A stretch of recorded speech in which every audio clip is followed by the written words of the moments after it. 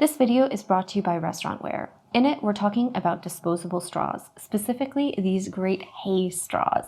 They come in two sizes, the 5-inch,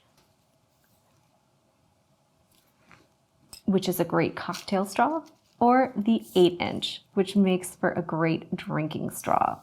They can be used for both hot or cold beverages, and if you're looking for a great alternative to using plastic and you don't like that the paper ones get soggy after a while, these won't do that to you. So they're a fantastic, wonderful option if you're looking for something that's more eco-friendly than plastic and don't want to go with paper. They're 100% compostable and biodegradable, and they're made from repurposed stems of wheat that are washed and cured in a special triple sanitation process with no added chemicals or dyes, and it makes them a great nature-friendly cocktail or drinking straw.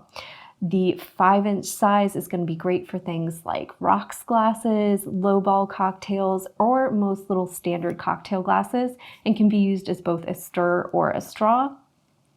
And the 8-inch size is going to be great for your larger beverages. So if you're looking to do things like sodas or teas and you want something for that, these are going to be fantastic. They could also be used as